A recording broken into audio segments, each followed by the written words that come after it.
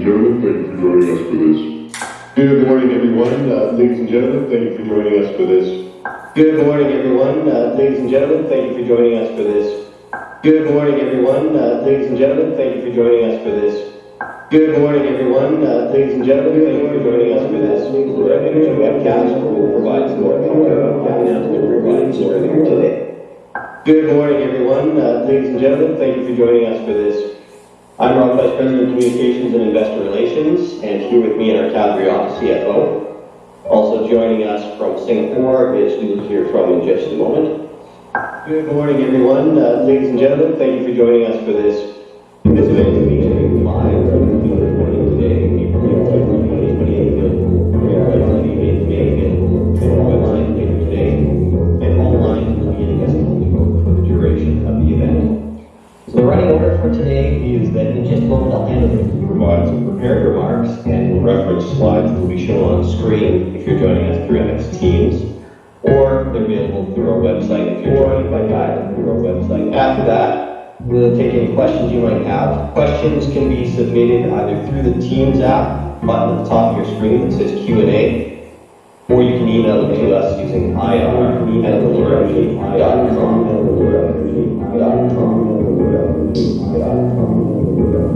And bear with me, we'll change screens here.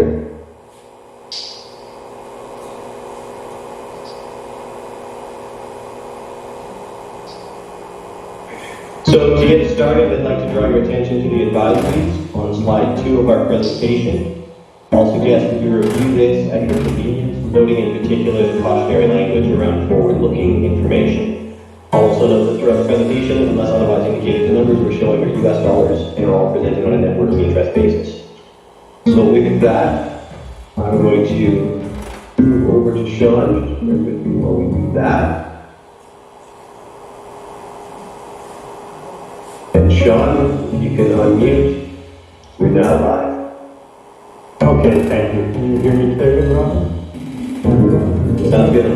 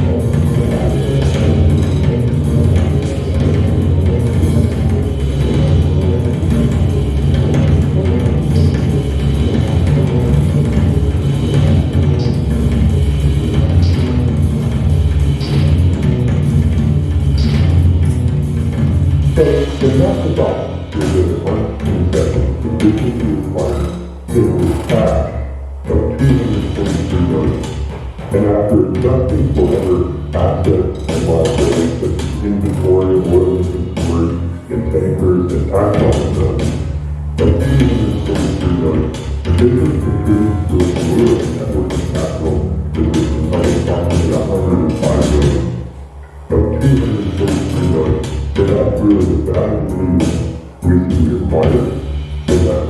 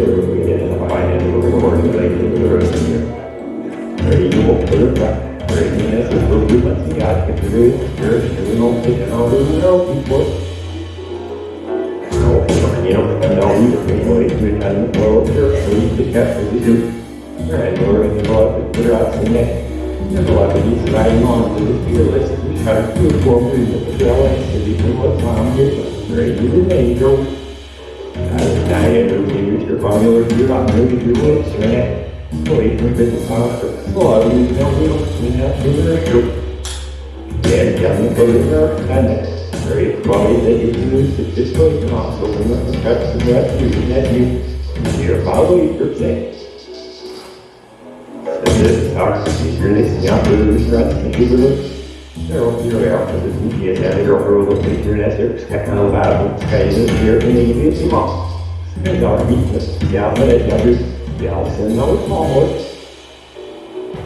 and that's what we all about and also yeah I was meeting up people who figure kind of we figure was there about really real from all the days you know really figure that have nothing up here but I do that's it was it's kind of like so keeps it out there for years so Miller that's because you're always been you're not going to be able to do that for the fact we estimate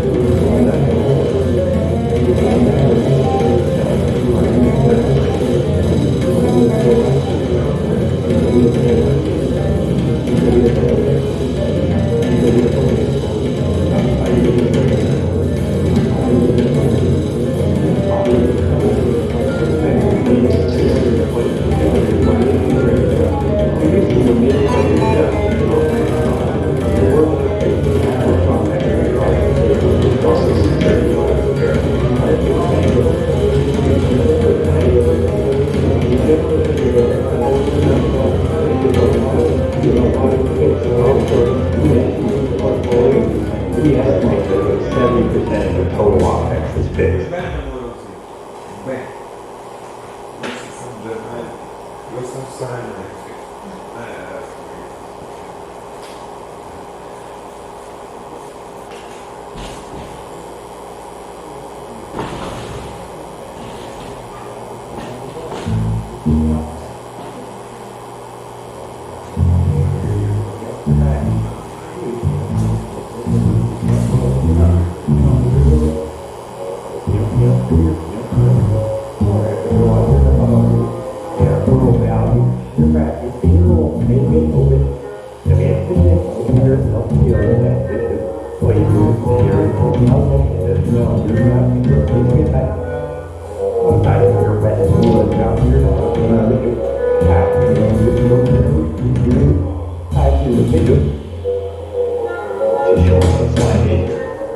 So to recap, Romeo is a high-value oil field where we have 90% interest.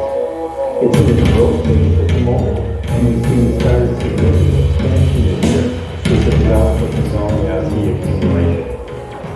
We have a multi-construction now, which is set to be launched with the earth for and to be highly resistant on the production. Capital into the start of development here, we're expecting to get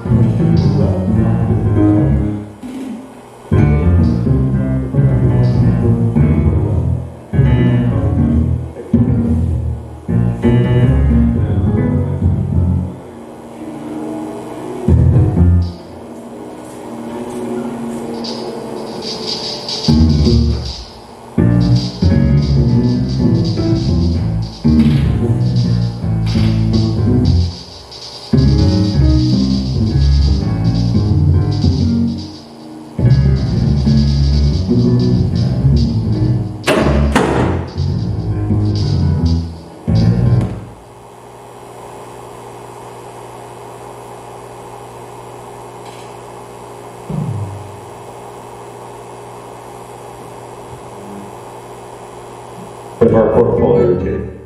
We still see the tight gas play as a potential source of significant upside in the longer term. That's the producing before we shut it back in 2020. Before we shut it. Thereafter, we see the potential for a thereafter we chartered a drilling rig, which should arrive in Q3 for the 5-well drilling program. Ultimately targeting an increase to about 4,500 barrels a day by year-end. Before we leave that, and while we're on the former Chris Energy assets, just to make a brief comment on the Rossicon field of G6, we have not included any spending or production in our guidance estimates for Rossicon, nor have we included in our resource numbers. We still have not taken a final investment decision with our partner in the block, but I expect we will provide some clarity on that very shortly. Next slide.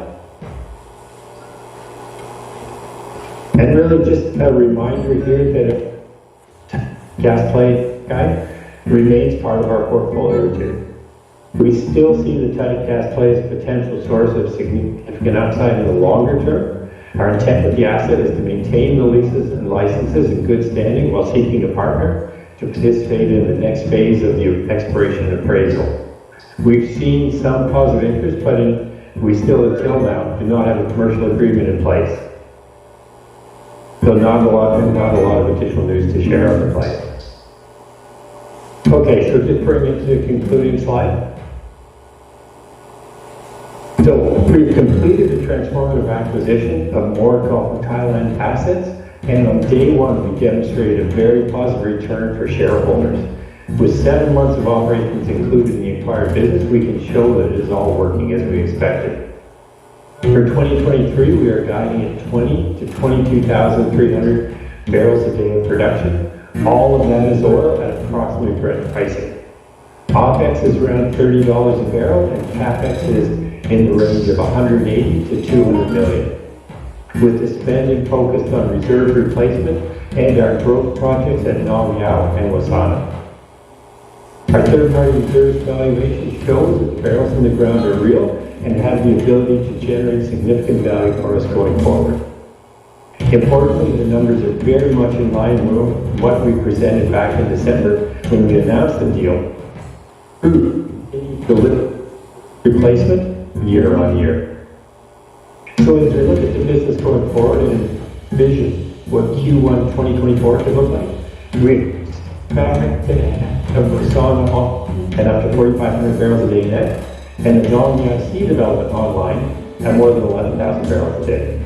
If we're able to maintain steady-state operations at both Jasmine and Menorah, this could see production peaking for these assets in the 25 to 30,000 barrel a day range.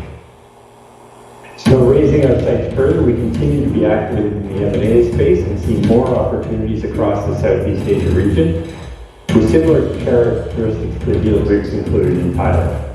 At the same time, we're hopeful we'll find the partner to pursue for the next steps in the Turkey play. So with that, I'll move on to the Q&A session and hand back over to you, Rob. Thank you. Thanks, John. We've got a bunch of Q&A coming in. Just getting it a little bit organized here.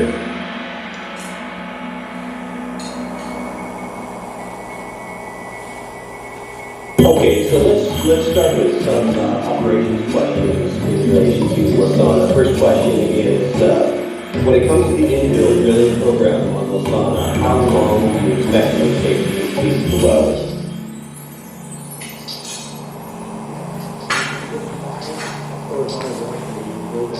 We expect to be about 120 days in duration.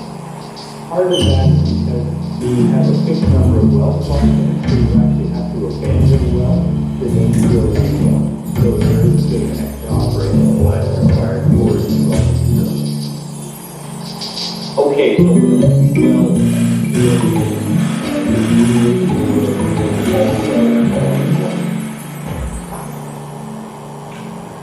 yeah, it's a good question. We take, in our model for cash flow, that we take the conservative assumption that the production will come up at the end, but we will be looking for ways to go through this as to whether we can have some simultaneous operations and start to bring some of those wells on But again, not guaranteed, and that's where we take a conservative assumption of once it's really completes in Q4, then you'll get all that production coming on. Okay. Speaking of operations for a moment, do you expect the production additions from the more than offset expected decline through the Nora in 2024? I think you said Q1, looking at upwards of 30,000 barrels. Anything further you wanted to add to that? No, see that Nong-Yao can come on, and especially, the interesting thing is really the peak production and how much it'll add to peak, and that's going to be quite a high number we expect. But then it is going to be average that you're then going to get over the field. So we do see that Nong-Yao can really provide in other fields. But again, we'll still continue the programs that we have on those fields to try and maintain the production on them as well, with both more infill drilling and more workovers. Okay, I'm going to rest your voice for a minute. Here's a question for Heather. And you mentioned a little bit of this, but on tax loss carry forward, we're aware that Medora has tax loss carry forward in the Chris Energy acquisition. Could you please quantify and give some color on what's involved in the Ryuzo and timing? Sure. I think we can bring that together and kind of really explain some bits and bobs of that in our year-end results, and then Sean had briefly addressed it in his remarks. But there are about $275 million of non-capital loss carry forwards related to the Wasana asset that we inherited with the Chris Energy acquisition. As Sean mentioned, there is a corporate reorganization that needs to happen in order to use those. And I believe, as we mentioned previously, Wasana is a Thailand 3 concession. Nong-Yao and Memora are also Thailand 3, and those tax loss carry forwards, once a reorg is completed, can be shared. The planning for that reorganization took place mostly pre-close, and we've started the initial project to realize that corporate reorganization, and as Sean mentioned, it will take about 6 to 9 months. And then the loss carry forwards will be able to be realized starting when that project is complete. Okay, another more finance-oriented one. Is the $105 million increase in working capital for the Ljubljana acquisition net of all capital expenditures that were done during the 7-month period between the effective date and closing? Yes, that's the net working capital, including cash that we expect to acquire. It includes all approvals as examination so far. Okay, back to maybe a couple of M&A related questions that have come in. First of all, this is something that we addressed back in December, but on a voice again, I think it's helpful. Curious as to why Ljubljana sold the assets at such a low valuation. Yeah, you have to recognize that at the time, especially. There's a significant pressure on a lot of the global major players, Shell, Exxon, BP, Mubadala as well, to move from their oil portfolio. And that's what had actually happened, is Mubadala had made the decision at the highest level that they wanted to transition into gas and were getting rid of their oil portfolio. This portfolio was very significant for us. It's actually, I believe, only about 6% of Mubadala's production. So they were really looking to make a move out of oil and were motivated to really have the sale process go. The other comment we kind of made, it was a very long negotiation that went on, and the initial price was not $10 million. It was always significantly more than that, and there was an earlier effective date. So the negotiations really led it to this point that we ended up getting the deal for this price. Okay, while we're on M&A, we've got a question here. Can you talk about M&A landscape going forward? Yeah, so we've had other deals that we are looking at in Thailand. You know, a lot of these are on the smaller level. You know, we talked about this before, maybe refer to it as more equity consolidation things, and we see some of those that we're working to bring to a close. The other opportunities, then we may be willing to keep the CapEx as high if it can deliver the production results. Okay, and on the subject of CapEx, what's driving the higher or is driving higher CapEx? Is this to do with what you added to the wells or is it something else to drive this wide rate? There is a small amount of uncertainty, but most of it is really driven by, are we going to use the one rig for, you know, the full year time, which that would put you towards the upper end, but again, it would yield more wells in that case. So that's really what we're looking at. The majority of it driven by the drill sequence and that final drill planning that we have. Okay.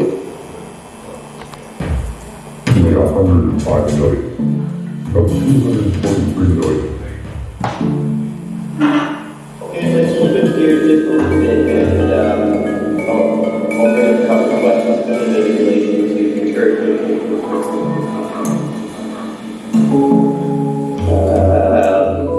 First question, how many parties are being discussed on the part of that? Is there something that you see in farmers this year?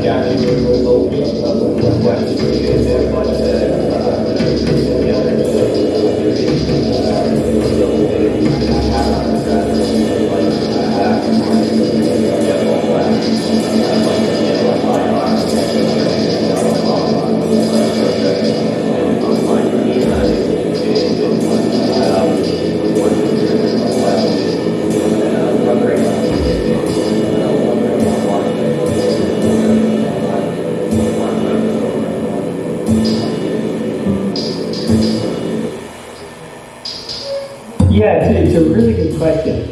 But I don't really think we would look at it and say that there is seriously one well or one event that's there. What's happening is like when you look at 21 infill wells being drilled, you really have statistics working in your favor, and you're going to get some results that are better than expectations, and others that might be lower. Even last week we had a really good result where they were just doing a workover on one of the wells on Jasmine and perforated it, and that one new zone delivered 1,500 barrels a day. Right now, you don't know how long that's going to sustain for, but you do get these bit of surprises. So with that many wells, with that many workovers, it's more about statistics being working in your favor.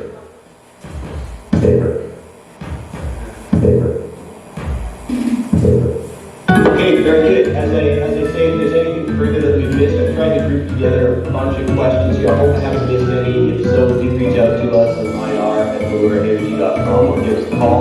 All our contact numbers are shown on the screen there, and obviously available through the website. Thank you very much. And that ends our call. We'll make recording